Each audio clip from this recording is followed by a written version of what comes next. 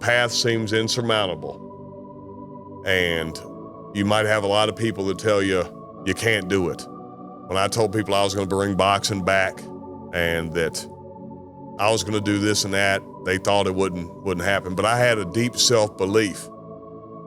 And that guy that had cardboard boxes for tables in his house and nobody knew who I was. And now, I'm here. I just pushed through it, right?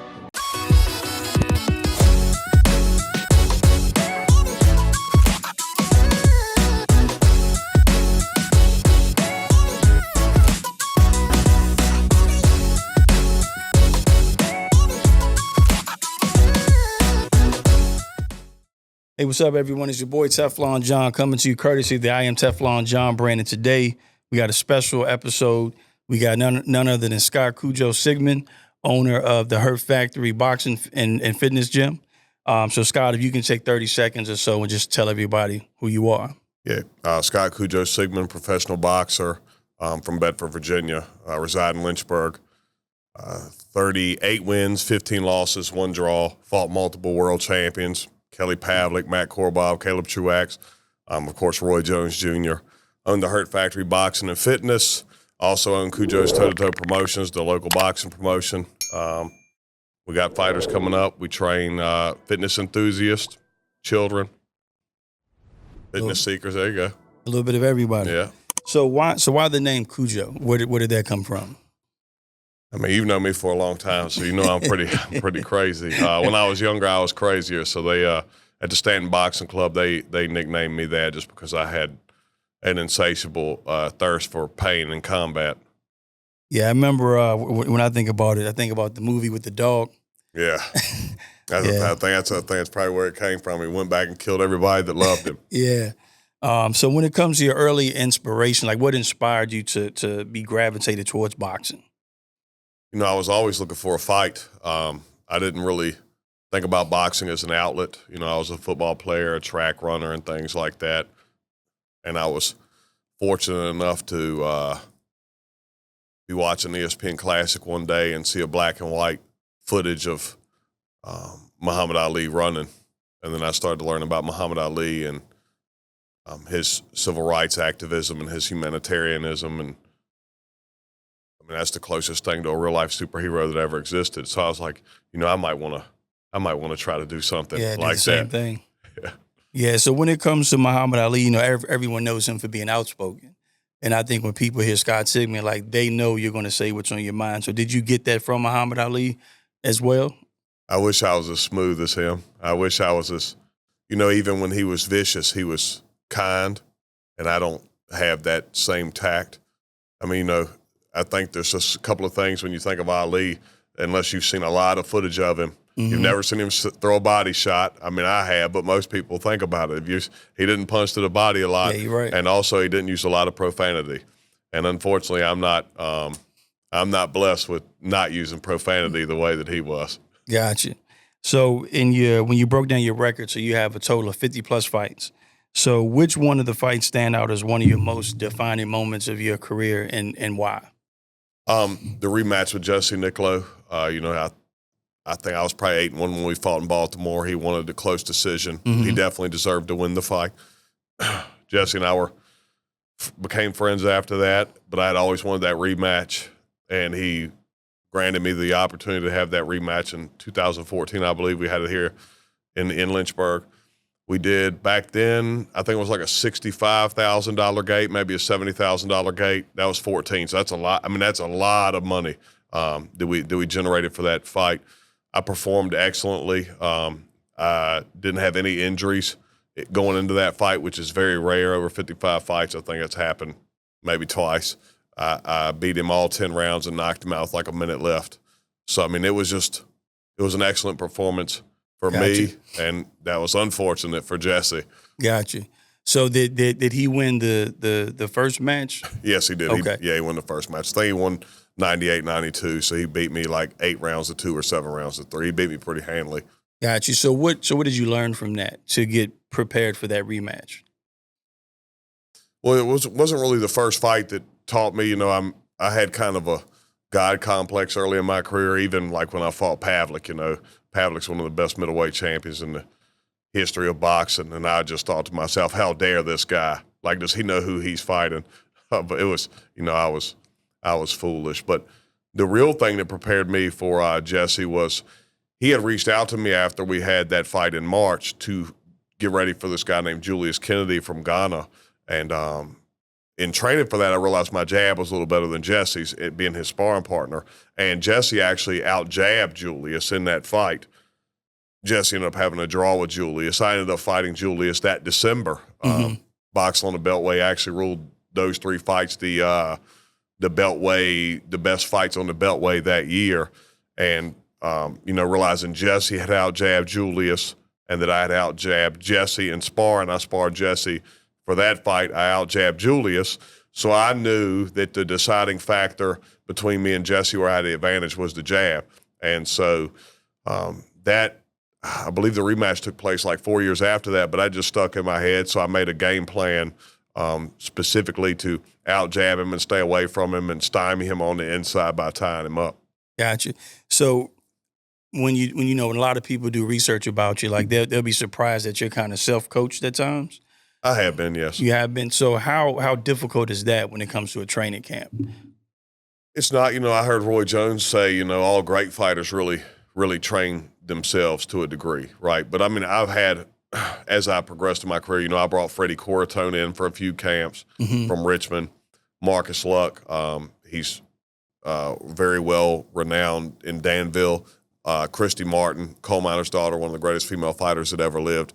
I had her in my camp before.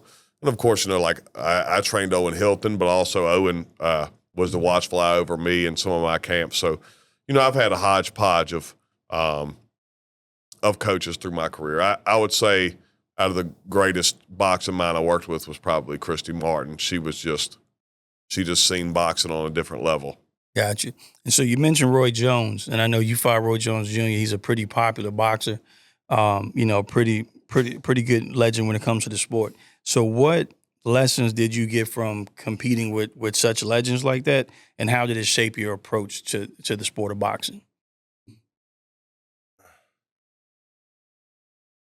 It took a while. I fought Kelly Pavlik, middleweight champion of the world. Then I fought Gavril, who almost beat Benavidez. I fought Matt Korobov, middleweight champion of the world. And, of course, you mentioned I fought Roy Jones Jr., one of only 2 men to have been the middleweight, super middleweight, light heavyweight, cruiserweight, and heavyweight champion of the world. And, you were around me a long time ago, John, so you know that it took a lot, but they humbled me. Gotcha. So I've learned humility. And even as great as Roy is, he doesn't carry himself in some way like he's better than the other man.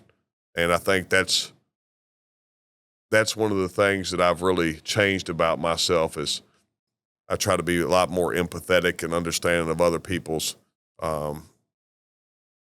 their positions in life. I was not a nice person, that. I mean, Gotcha. I guess I was always nice to you. That's why you came back around. Yeah. But I still have a nasty streak, that number 6 middleweight in the world called out Austin and talked a lot of nasty stuff about him, and it was completely unprovoked. And yeah, I got a little nasty. I mean, I think that's probably one of my stronger things as a boxer is how vicious I am. But yeah, I think in day-to-day life, I try to be nicer because of those men. yeah, and I think that's good to have, being that you're competing in a sport where your life could alter from one punch, from one fight. So how does one that's in a sport like that, whether it be UFC, boxing, or football, like these aggressive sports, develop that balance? That's a good question. I always say, and like Austin DeAnda, I feel like he's not quite mean enough. But I always remind him, if this guy that you're fighting had the chance to kill you to get this purse, he might do it. So I mean, you'd rather be the one doing the hurting than receiving it. Yeah. I mean, that's the basic realism of it. I mean, I never wish. I'll say I never, but the vast majority of the time when I fight another combatant, I don't wish permanent harm or injury on them. Yeah. Yeah. So when we talk about your titles and triumphs, how did it feel to win titles like the WBC United States Super Middleweight Championship? Well, I was the first one, that I won that maybe in February 2012. I think I fought Jimmy Campbell. I think I defended that title maybe 15 days later against Jonathan Reed. 15 days? Yeah, 15 Wow. days. And then I fought again maybe 30 days after that. Jonathan Reed was on the first season of The Contender. I think he fought William Joppy for the middleweight world title. The thing I remember the most about Jimmy was he was from London, but he had served time in jail in the United States. He was a United States citizen at the time. Jimmy's passed away now, but may he rest in peace. But Jimmy had met John Gotti Jr. in his time, and John Gotti came down to Greensboro and watched us fight. I had no idea who it was at the time. John came in the back and dapped me up after the fight, so that was interesting. But I think winning that, it was nobody ever thought I could. So I guess there was some vindication there, and for me and the people around me that had believed in me, because for whatever reason, now I've tapped into the resources of the people around here that love boxing and love to see people do well. But this city and this region is full of haters. So yeah, it is. It was good to make. I like disappointing them. Yeah. So is that one of your driving motivations? It used to be. Yeah, it used to be. I don't care about that anymore. That stuff's not real. Yeah, like you're right. The hate's not real. The only real thing is love, right? Yeah, you're right. And I think it's easy for people to judge what I call coaching from the stands, right? Because I think boxing as a whole, it's a different monster within itself. And I know it's kind of hard when people are criticizing you that probably would never step foot in the ring, that won't go through a training camp, and that amount of sacrifice. So could you talk about the amount of sacrifice with you having a family that you would have to put forth when you're doing a training camp? Yeah, that those types of things used to really bother me, the people that never had boxed. So, of course, Mike Tyson and Jake Paul just fought and introduced a whole new slew of fans to the sport. And this gentleman came in, he's like, I hate Jake Paul. I'm going to beat him up, blah, blah. So the old me, I would have just, we would have just slaughtered him. But I was like, let me show this guy, what it takes. And we coached him for about an hour. He was shocked. He was completely taken aback. He couldn't believe that it wasn't just throwing punches. Yeah. Like the distance control and things like that. The sacrifices. That's one of the reasons I think that I probably will not fight anymore. I trained to fight that 36-0 guy here in Lynchburg. We did like $150,000 of ticket sales. Everybody was so excited. It was going to be one of the biggest fights in the history of Virginia soil, specifically like a club show. Keyshawn just fought. Jimmy Lang used to have big fights at the Patriot Center. So as far as and of course Sweet Pea, those types of major fights. But as far as the actual matchup, it was going to be huge to fight that 36-0 guy. And the week of the fight, he backed out, and for 12 weeks, I hired another employee to work here. I didn't work here at the gym. I missed Christmas with my kids. It's so much, right? Because I remember when Jake lost to Tommy Fury, he said, I got sick twice in training camp. Oh, it's an excuse. It's an excuse. See, so people don't care what really happened to you. Yeah. So, you can't be going out like Austin. He pulled out of two weddings to get ready for ESPN, I think. He was going to be like a groomsman or something for his friend. Couldn't be around all the people. He had to lay low because you catch a respiratory virus or something. Yeah. You miss a couple of weeks of training. See, people don't think about that. See, you get the flu or something in football, you go like this, you come out the game. Yeah. You fighting some guy for 30 minutes, you get tired, you lose your consciousness. So, the diet, the avoiding illness, the no fun, the constant training, then the pressure of knowing that you're fighting someone else in front of so many people at the end that's trained. We're not just fighting a regular person, right? We're fighting another trained killer. Austin just fought on ESPN. There's no telling how many, maybe 1 million people watched it, 100,000, I don't know. On ESPN down on the undercard, but there was 10,000 people there live. And one of the things I always tell Austin is, see, I feel like he's a real fighter, right? We had Cordell Booker call us out, and then I checked him, and all of a sudden he's quiet and removed. He didn't really want to fight. But Austin, he really wants the fights, right? So he's not scared of failure because I've taught him prize fighters aren't immune to failure. They're just brave enough to risk it when everyone's watching. Yep. And see, most of us can't do that. And that's why I have the utmost respect for all the combatants. Gotcha. So how would you say the term protect yourself at all times? Like people hear it, right? Like you said, people watch boxing, they want to see the knockouts, right? But dealing with the aftermath. So how important is that one phrase that people so often look over? How important is that to a combatant? Yeah, so like Victor Ortiz when he headbutted Floyd Mayweather years ago, Floyd played to his inexperience. Victor had apologized to him, said Floyd leaned in like he was going to hug him. Victor opened up, Floyd knocked him out. I mean, you're in a fist fight in the end of the day, right? So, and I don't think what Floyd did was wrong because Victor Ortiz literally bent down and jumped and slammed his head into his face. So, I mean, that shows you the kind of respect that he had. It's just like when Austin was fighting Vitaly Gubkin, which, I mean, the Russian guys, they keep saying he got robbed and this and that. It was a split decision. It was a great fight. I wish they'd shut the hell up. We've offered them the rematch 3 times. They haven't taken it, but somehow they got robbed. That doesn't make any sense, and it's on my dime, so they need to hush with that. But going into the 10th round, I thought it was 5-4 either way. I thought Austin had maybe won 5 rounds or Vitaly Gubkin had won 5 rounds. And Austin said, I think I'm winning the fight. I said, do you know you're winning the fight? He goes, I know I'm winning the fight. I said, well, you probably are. I was like, but this fight is close.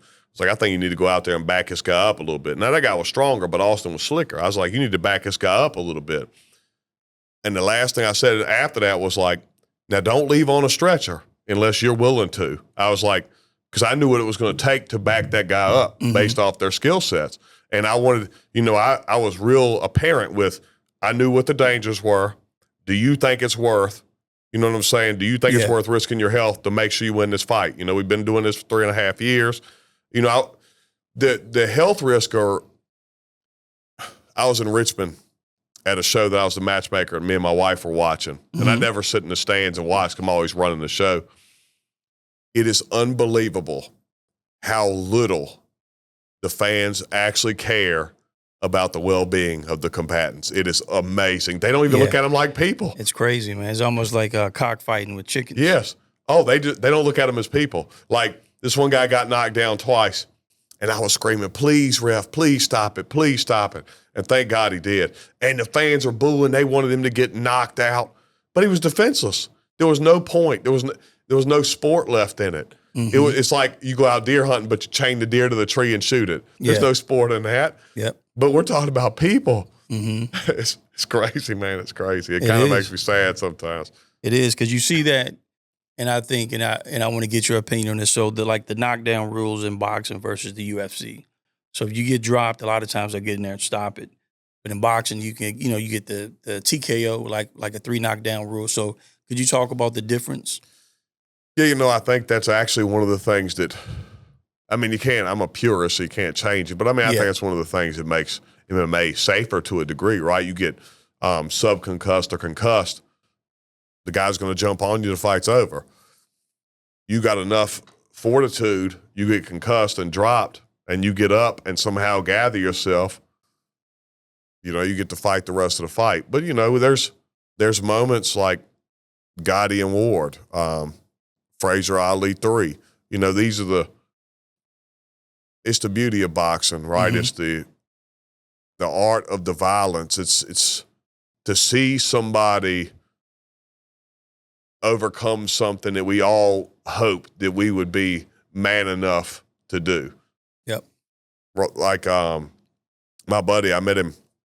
It's crazy. I met him on video games. Florent Groberg. He's a Medal of Honor recipient from Barack Obama gave him the Medal of Honor, and he's got a book and stuff. And I met him down in Texas. He came to one of my fights.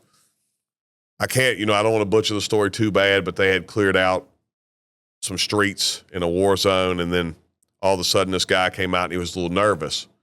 So he went, it took him like 6 seconds. I think that's the name of the book. It might be 8 seconds. He goes and he tackles the guy, and the guy blows up. It still kills some people behind him. See, everybody imagines that they're going to be the person that's going to sacrifice it. But let's be real. There's such a small percentage of them, right? Mm-hmm. It's the same thing with fist fighting. Now, I don't want to pretend that fist fighting is as heroic as risking your life to save somebody else. It's not like that, but it's the same. My buddy was in Iron and Ale when that guy got shot. He said afterwards, all the people were texting him, I would have stopped him. I would have disarmed him. I would have done this. Mm-hmm. Yeah, sure you would have. Yep. Yeah, sure you Until would that have. moment happens. Yeah, and it's I think when you're thinking about bravery and you're talking about boxing, and I think when you're looking at like the level of sacrifice, could you tell me? And I think boxing has a parallel to like real life, right? And I think if you're willing to fight in the ring, that's almost a reflection of how they fight in real life, how they deal with, a depression, bad situation. So could you talk about the parallels? Yeah, when you reached out to me and we had been separated for some years, and then you told me about the brain tumor. The first thing I said to you, I was like, man, that redefines fear for you, doesn't it? And you told me how it changed your life. Yep. And I think that most people, the world has gotten so soft, so protected. That's why we fight over so many silly things. They've never experienced real fear. Yep. Now, you come in here and spar, you talk the big game, and there might be some ignorance there. Like, so you might not even have fear until you get hit once and you realize how bad you've messed up. But when you're a trained fighter and you're fighting another trained fighter and there's 100,000 people watching, or you're standing across the ring from the former heavyweight champion of the world, right? Like, I'm a trained athlete, and I won't say like I'm like shaking, afraid, but there's healthy fear there. You know what he can do. Mm-hmm. And it just redefines everything in your life. Like that moment that they told you, John, we have to open up your brain, right? All that's the person that cut you off, the person that's, oh, your podcast is not any good. Yep. Oh, I don't like the way you fight. None of that matters anymore. That's what I was talking about earlier. The only thing that really matters is love. You're thinking about your family members, your wife, your lineage, and passing down the good things. It's hard not to respond to the hate because there's so much noise now. But it's made it a lot easier for me having real fear, and I think for other people, and they don't have to necessarily get beat up, but to be in a simulation of a fight where they don't even get struck, to see how fast it moves and the discipline it takes to get ready for it. I think there's something there, and that's what Owen does with Hilton's hitters for the kids. Like I like helping people get in shape, and I love teaching the art of boxing, but I'm obsessed with building prize fighters too. Owen is more about giving, because he had a lot of anxiety as a child. And my gift to him was showing him boxing. He ended up having 7 pro fights, but it basically cured his anxiety to a degree. And Owen looks at that gift, and that's what he wants to give to the next generation coming up, right? So that's legacy. Yeah. Yeah. And when you speak about legacy, I think when you look at as many fights as you had, a lot of people would talk about it, but I don't think they would do it. Talk about the pressure of competition and how that helps to build legacy. There was a point coming up, I was just rushing. I always wanted to fight. Plus I'm young. I feel invincible. Then all of a sudden, I had these big fights, and then now everybody, even if they don't know me, they've heard of me, right? And it's like this, I never got nervous in fights until near the end. I think, I got kids and I know how dangerous it is. But also there's this myth surrounding Kujo, right? And like a lot of these people that come the first time, they want to see the Kujo fight. I can't live up to those things that they think that I am, right? That's that's pressure. It's a lot easier when you're going out and you're fighting the former heavyweight champion of the world. You're not supposed to do nothing. Yeah. But you fight some guy's got 11-2 record, or even the 36-0 guy. I've never lost in the state of Virginia. I think I'm 20-0. They was expecting me to run through that guy. The pressure built up on him. He ultimately pulled out of the fight, but there was a lot of pressure there. It's like a cloud hanging over you. It just changes the way you prioritize things in your life. You get to find out what's important to you then. Yeah. So when you go from Scott Cujo Sigmon to the more thought out guy, right? Now that you have a family and you have some little ones, how does that shape your preparation for going into fights? Well, I hope I'm not fighting anymore. So I always say that. So we know I still might end up in the ring. But, I just try to make sure, I try to protect guys like Austin, and then Rashawn Morgan come up behind him. I got a heavyweight named James Willis out in Roanoke. I'm always talking to them guys about overtraining, making sure you're not getting injured. Don't spar too much. I'm a lot more longevity driven and trying to protect their health more. Like James had an Achilles injury and he was still trying to fight this 13-1 heavyweight. And I was like, James, man, what if you tear it? Like, you're going to be out this long, and this could happen to your family if you don't have this income from fighting. You know what I'm saying? I'm a little more. The old me would have been like, oh, yeah, let's go take the fight. We'll show this guy who's the boss. But yeah, I don't know. I think the fragility of our existence hangs over me a lot more. I used to not think about it. I was talking to my physical therapist. This guy, he said he was with the coach that was training the Olympic skiers. They're jumping like hundreds of yards. They're flying. I don't know what it's called, aerial or something. And the kids are like 5 and 6 years old. He's like, man, why you start them so young? He goes, we have to teach them now. If we start them when they're mid-teens, they realize they could die. You have to desensitize them to the danger. Yeah, it's insane. Yeah, and that's how I was for so long. Yeah. So when it comes to that in your mentorship role, right? So you're going from boxer to now you're being a trainer, coach, and a promoter. How does that shape your view of the actual sport now that you're getting into that? I've always known it's like dirty. I mean, it's kind of criminal almost. And then everybody's trying to step on everybody. So, I mean, I think that's where my viciousness helps. Like the number 6 middleweight in the world calls out Austin. Austin's 16-0, but Austin's just starting to make it out, right? He's just starting to accrue a little bit of money, right? And, he came from very humble beginnings. So this guy's already had all his TV fights and stuff, and he got knocked out and he got released. So he's trying to snuff out Austin before he even gets the candle lit. And see, so that makes me really angry, right? Now, if Cordell Booker, Austin's 21 years old, Cordell Booker's 33. He's got 24 fights. If Cordell Booker wants to revisit this fight after Austin's had another year and a half and he's had 3 or 4 fights, we could do that. But I'm not going to sit here and let somebody try to take advantage of my fighter. And plus, nobody even knows who the hell Cordell Booker is now. Yeah. Like, PBC released him. He got knocked out by Mo Williams in 90 seconds. And, Austin is bad publicity because of the haircut and people saying things and this and that. But Austin's coming on hot, right? He just beat a 10-5 guy in a split decision. He beat a 12-2 guy. And I think also my view is, there was a lot of times when I was coming up and I had to fight this 13-0 guy. I had to fight this guy, all for ego. But in the end, I want Austin to make sure, or any fighter I work with, to have some type of financial freedom or independence afterwards. Like, if my lowest goal for Austin is in 3 years that he owns his house outright. That's my lowest goal for him. Now, if he becomes a world champion and makes millions of dollars, that's great. But do you know at 23 or 24, if you have a $300,000 or $400,000 mortgage paid off, what percentage that puts you in for the rest of your life? You can work a regular job and live like a king. So I just want those types of things.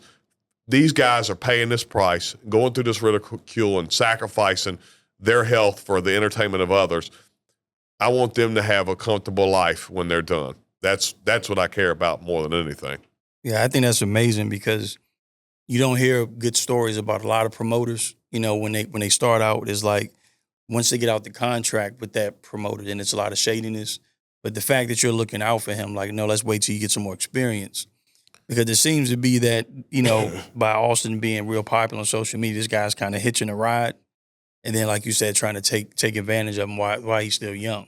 Yeah, and I want, and maybe this will change as I get larger. And, when I was really matching a lot of fights for PBC and stuff, I had this huge roster of fighters I was an agent for. But I prefer to keep more of my relationships more personal. I mean, maybe that's not good. I don't know yet. But, I really, I know Rashawn. I know James. I know Austin. And, I care about these guys. And, and I make it, especially early when I'm kind of breaking them down a little bit, I'm like, you need me. You need me, right? I'm always, but see, in the end, they know that I need them too, right? So they got to have a stage to fight on, but I got to have somebody to put on my stage. Yeah. So see, it's a symbiotic relationship. Yeah. And I just it's just like a marriage, right? People say it's 50-50. That's a lot. When you're with the fighter, it's 100 from the promoter and 100 from the fighter. We got to both be doing everything for each other. Yep. And I'm very transparent. Like most managers or promoters, they don't teach their fighters of what's going on, where the dollars are going, why they go here. And, like I said, this kid Rashawn, he's only been in the gym a little while, but I know he is going to be a star. I just know it. It's written all over him, unless there's something that comes up unexpected. But I'm already starting to teach him about the business of boxing. And I'm going to show him all the career paths, why we would do this, what my idea was. I empower him, right? I'm just a consultant.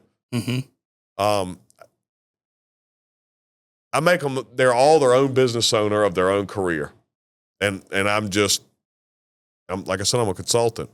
I'm not, I'm always a 49% partner. And the reason is when Austin fights, only he can die. Gotcha. So when you talk about Austin and Rashawn and these other boxers, all of them seem to come through the Her Factory, right? Well, James came, he actually runs a gym out in Roanoke. Okay. But I met James here, and James trains with me occasionally. I love James. Temperament-wise, he's probably one of the closest people I've ever met to myself. I mean, that's a hard man, but he can be so kind too.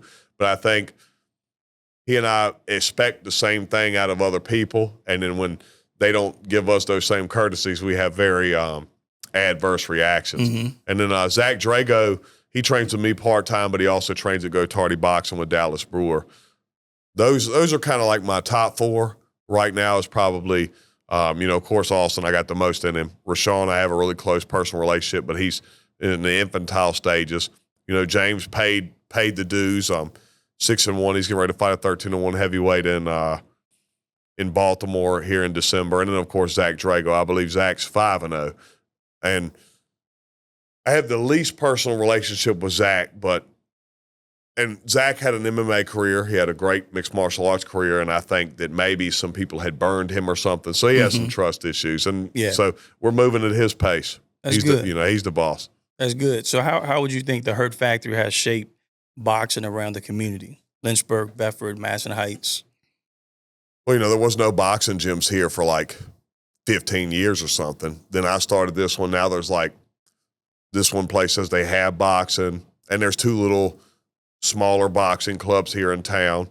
So imitation is the greatest form of flattery. As I was telling you earlier, also with the Hurt Factory, I always said I was going to bring boxing back. I think it was 27 years, maybe 1982 was the last professional boxing match in the city. Since then, 2009, I promoted the first one. And now out of the 19 in the history of Lynchburg, I think I've done 12 of them. And then I'm going to do 2 next year. So, I mean, I would say that the people I've been blessed to meet, the fighters that have come in the gym, the amazing fan support and sponsorship support from the community. Because, see, like, it's easy for me to say, oh, it's me. I'm the conduit, right? But without these businesses, without Pack Law Group and Level Up Foundation Repair and Premier Concrete, without these businesses, without Freedom Heating and Air Electrical, without the 1,000 people, the 1,200 people that come, it wouldn't matter. But what we've done is we've made it matter, right? So, like,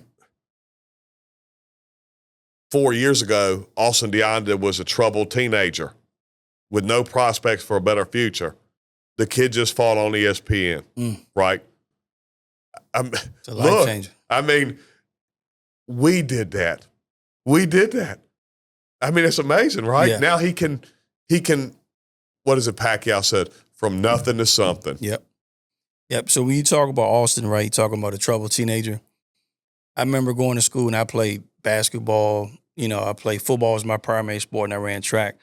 But there were also some other guys that I know that just loved to fight, right? They didn't like football, basketball, track. They didn't like those sports. What gateway or how would they get involved in boxing if a parent's thinking like, okay, let me try this? I've tried everything else, but they just seem to have a natural love for fighting. Yeah, I mean that's how I came into it too. I came in the gym. I was not very nice. They really whipped my ass when I first walked in the gym. But if the child is 13 and under, they can go to Hilton's Hitters. That's the program for 13 and under here at the gym. Owen Hilton runs it. He has an amazing patience with children that I do not possess. And he's, like I said, he's really drawn to it. It's looking at like his legacy and the legacy of his father, Charles Hilton, instilling those types of things into those fighters. He had a guy that just went to nationals. He also had a kid that won the state silver glove. So if they're trying to compete, it's a great place. If they're not trying to compete and they're just trying to use the discipline of boxing, if a kid gets an outlet to actually fight, they usually stop trying to fight all the time, right? Because they get to see the consequences. Oh, I'm sore. It's hard, right? They only want to fight all the time out of the ignorance of it. And plus it's natural. I mean, we're a violent species. We always have been. Look at through the history of the world. And, if the kid's under 13, they can message me at the Hurt Factory. And, like I said, we have all skill levels. Everybody's always like, I'm a beginner. Do you work with beginners? Well, Owen's a coach. He was a beginner when I got him. Aubrey's a coach. She was a beginner when I got her. Rashawn coaches. Aziz. Now, Aziz, he learned to fight somewhere else, but, he coaches here, Grizzly. We just got to, like I said, we've been blessed to have, it's really recently the people that have been coming into the gym. When I teach them, it's like I'm teaching 20 people because then they start teaching somebody. Gotcha. And that's when the real change is starting to happen, right? Instead of it just me and Owen, I teach this person and they teach 10 people. And then some of these people, they just, after they work out, they stay around and just coach the people that are newer than them for no reason. I'm not even paying them. They love to share the art of boxing. And it's amazing the positive movement that we're having. And I just can't believe that I've been repaid with such kindness, especially for 10 years of me being such an asshole. Yeah, I think growth, it comes along with growth. So as far as building community, right, in what ways do you think boxing, as you said, being a positive tool for the community? Right now, we're seeing a lot of violence in Lynchburg. It's a shooting every other day. So talking about starting with the kids, like in what ways could boxing serve as a positive tool for the building of the community? Well, it's just respect, right? Like, so it's really easy for somebody to go on Instagram or Facebook and say something really negative about somebody, right? And then one of my best friends, he's gone now, but he had a really violent past. And so he came in and, I found out how violent it was. So the first day I made him spar and I beat him within inches of his life. Because I didn't want him, I thought, if he's going to be bad, I don't want him around. And a few months later, he came back. You probably remember him, Chauncey. And then he started really working. He wanted to get my attention because I had gotten his respect. And then, this guy, he's a violent felon and he's working out right next to a lawyer. He's working out right next to a pastor. And then they get to know each other. And then they kind of cross-pollinate with the positivity and the respect that he had for boxing. And, there was a lot of people that were scared of him. But when my son was born, Chauncey held him. And I never felt safer than when I was around him. I know, like, these boxing events here that happen in Lynchburg, it's a sanctuary for the broken. So they're coming here to heal. So, like, no matter what, they just had to shoot in it the other night at a restaurant. I'm not going to name the restaurant because they're a sponsor, but people are going in there doing these bad things because they don't have respect for what's happening or the other people. But we've got this community that it really just demands respect because everybody knows each other.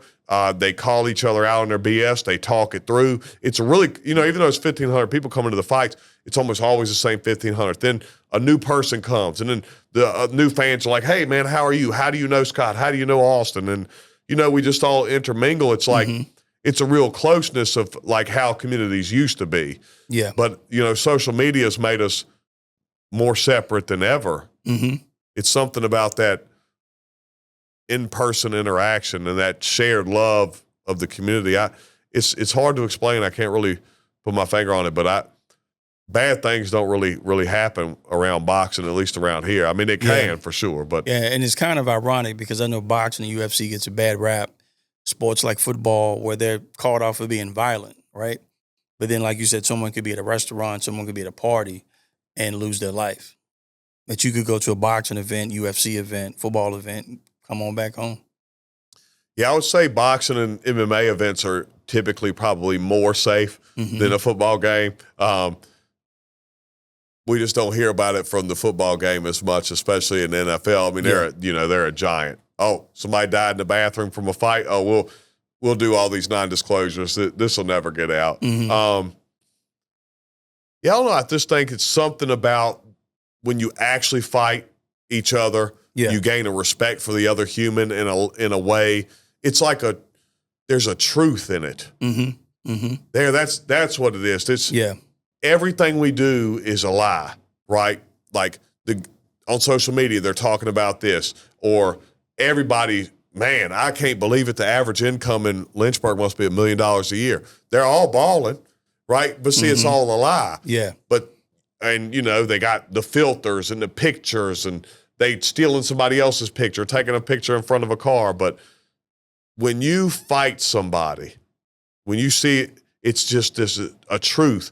There's an honesty there that doesn't exist anywhere else in the world anymore. And just being in something like that just changes you, I guess.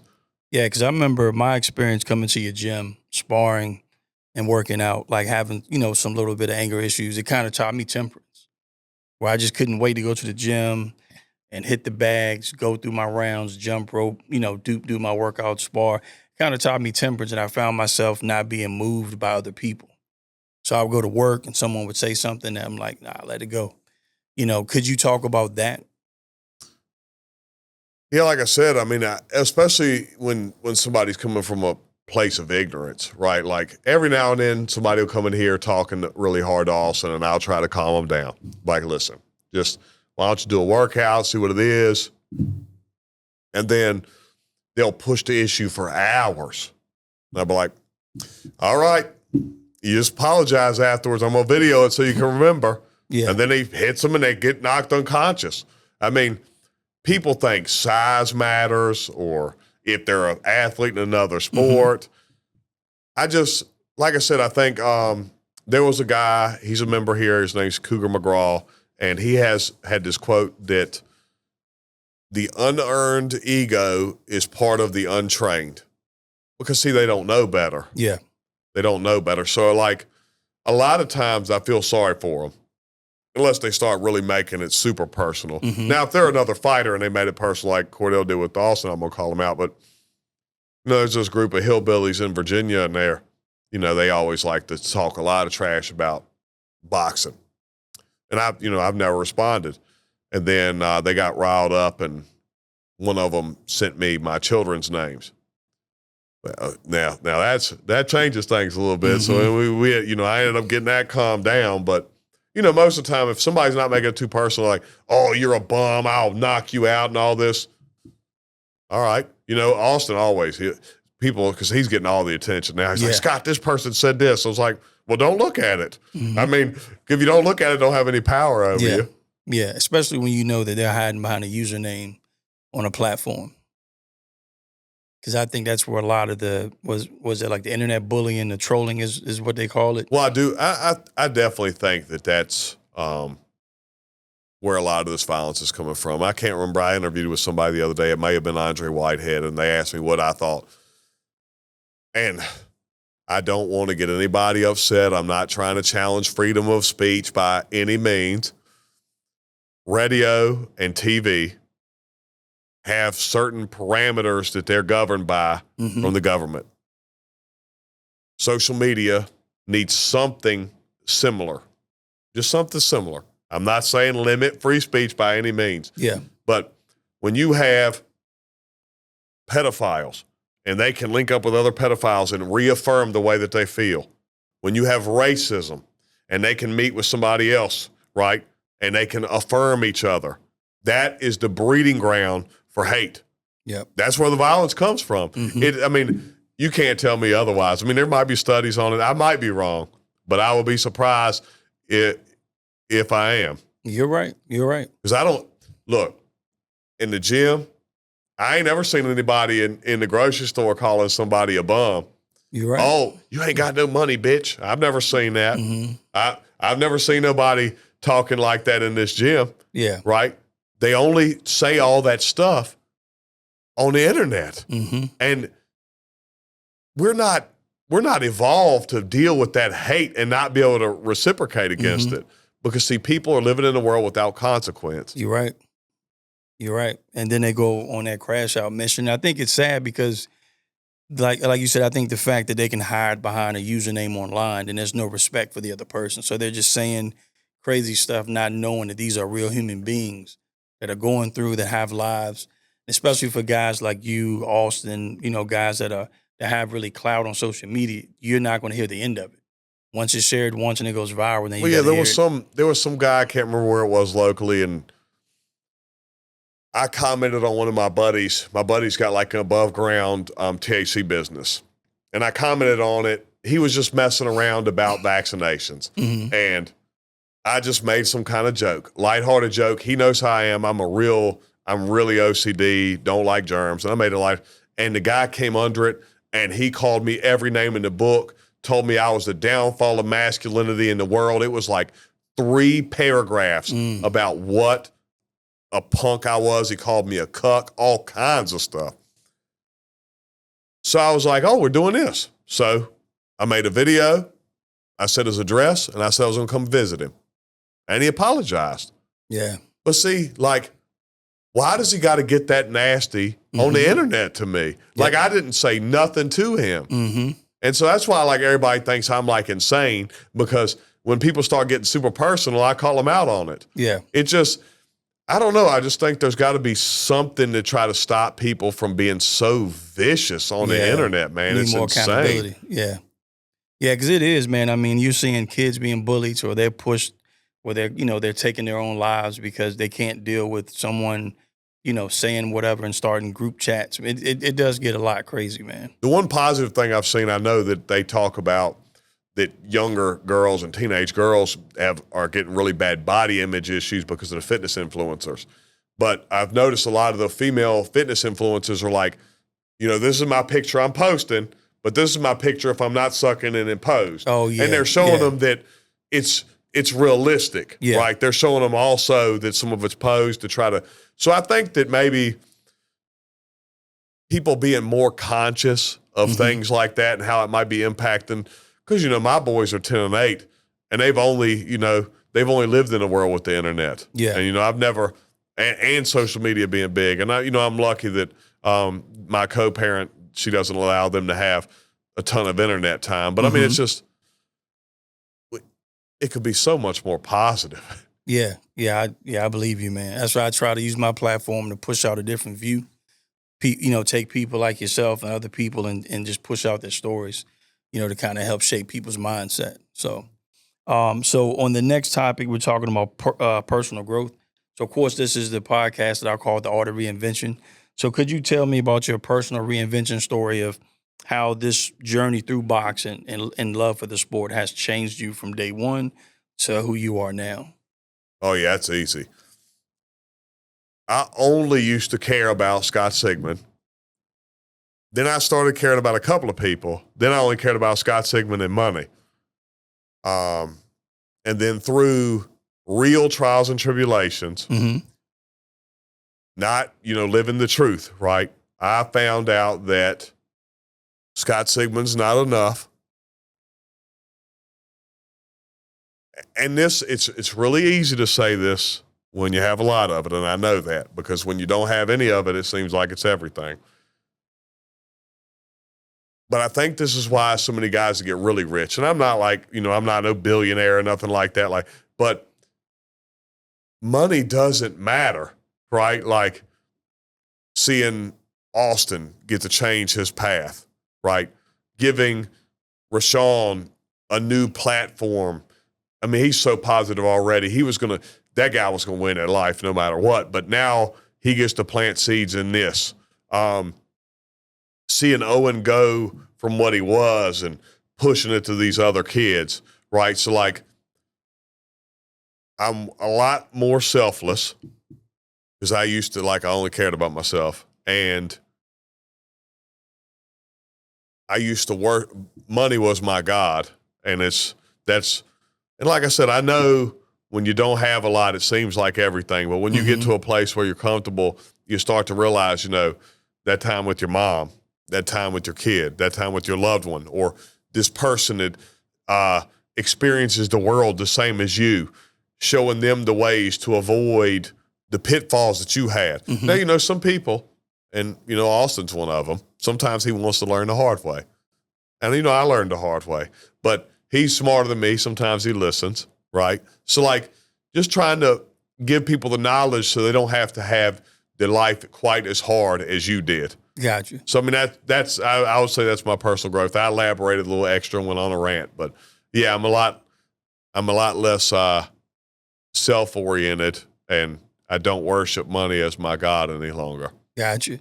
So somewhere out there's a young fighter that's trying to come up in the ranks. What advice could you give them that mirrors some pivotal advice that you got in your career that helped you change?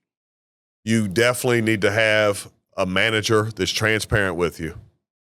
They've got to be willing to teach you the business. They've got to make you a business partner. You're not an employee for them. You're the majority stakeholder. You're the only one that can die in the ring, not the manager. You got to find somebody you trust. You got to be loyal to each other.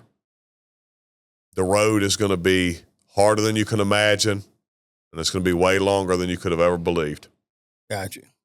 Great advice. Great advice. So this is a little small segment, so I'm going to throw a word out there for you. You just let me know what it means to you. So not the Webster Dictionary. Inspirational figure. What does that mean to you?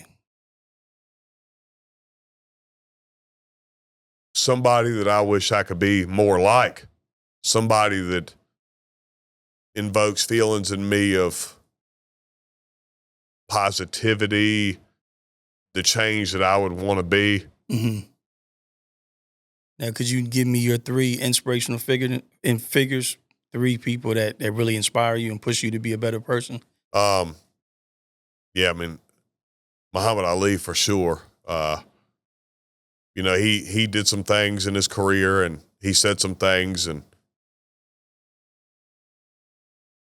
after Malcolm left the nation, they killed him.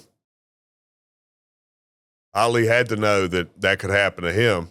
But of course, after he went to the Mecca and came back, he realized that he was wrong, and he could admit that. He stood on business. He always stood on business. He always lived in the truth. Billy Crystal said that he was a bolt of lightning that shined the light on all the cracks and the problems we had in society. I mean, like I said, that's my hero. I mean, I love him. Just amazing man. And look at the time he came from. Mm-hmm. Like right before he won the gold medal was Emmett Till. I mean, unbelievable. The stuff, like people now, they talk about adversity. Come on. Mm-hmm. Try being the most famous person in the world, but living in the United States in the 60s, being a black man. Yeah. Come on. That's inspiration. He's the bravery that I always hope to have. Charles Crumpler, he was my manager through a lot of my career. He changed my life. I gave a speech about him at a fight a while back. He seen something in me. I mean, I was impoverished. It's hard to make money in boxing at the beginning. He reached down and he was like, I see something in you. Let me teach you. I don't know about boxing. You teach me about boxing. And I'll teach you about business and we'll make a plan. And, you know, he was basically like a father figure to me. And I think that's one of the reasons I try to help Owen and Austin and things like that. And I try to be a little bit less hot-headed. You know, I mean, he was a mean guy too. Mm-hmm. He still is. He's gotten softer as he's aged, but you know, sometimes you gotta be cutthroat.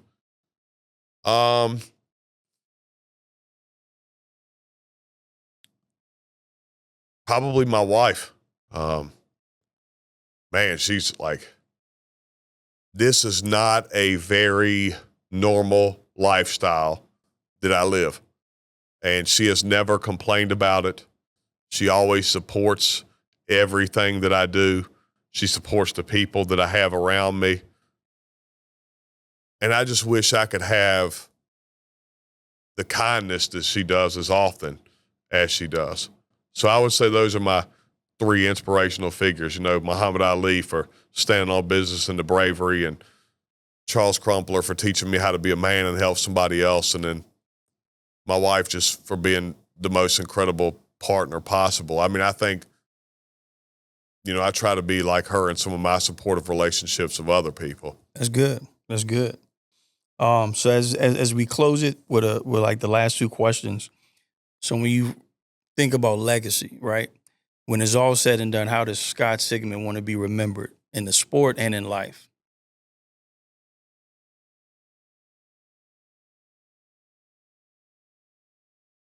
I hope I'm not remembered for as mean as I am, but I hope they know that I didn't let people just play on my name, and I called people out for things that they were doing wrong. I tried to lead people in a direction that I at least thought was right. I always try to do right by people.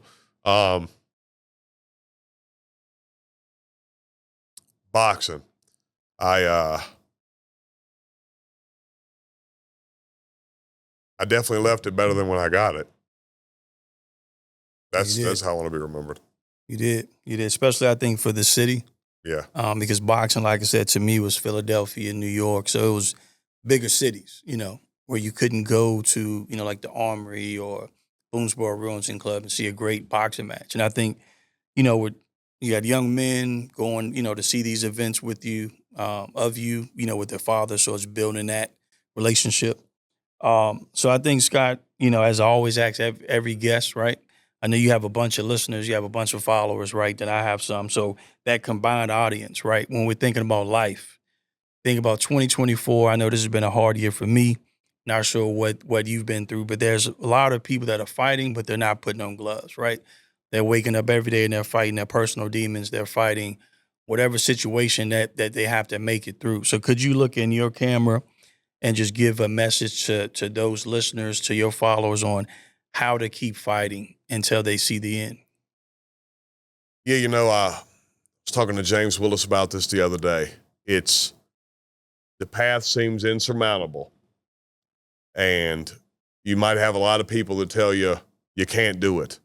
When I told people I was going to bring boxing back and that I was going to do this and that, they thought it wouldn't happen. But I had a deep self-belief. And that guy that had cardboard boxes for tables in his house and nobody knew who I was. And now, you know, I'm here. I just pushed through it, right? And now I'm helping other people reach those goals.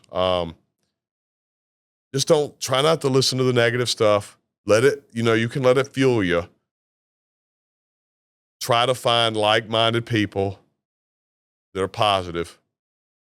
But you just gotta, they always say work hard and pick yourself up by the bootstraps and all this and that, but you gotta find other people that believe in you too. You gotta hang around the people that you want to be like. Not where you're coming from. Try to surround now don't forget about those people, but try to find people that are where you want to go and just be around them. See how they move. See how they think. Befriend them. If you feel like they're like-minded, try to learn from them. That's how I did it, and I think it can work for you guys too. So Scott, on the behalf of the I Am Teflon John brand, we appreciate everything that you do for the community, for the sport of boxing, and for the state, and just for everyone, just to show them that anything's possible if you're willing to stick through it and work through all the adversity and challenges that may come their way. So as we end the segment, like Scott said, guys, you got to stick with it. And Scott's sport, you're going to get hit. You got to take a hit. You got to give a hit. But it's very important to find people like where he has a coach and a trainer, find people that would be literally in your corner that can coach you through things. And just you got to keep your eyes on the prize, continue to fight because you don't know how life is going to hit you, but you got to be willing to take a step forward each time you get hit. So as I always say, one love, but it's your choice to be blessed. Hey, what's up? It's your boy Teflon John, and I would like to personally thank you for listening to this episode of the Art of Reinvention Podcast Show.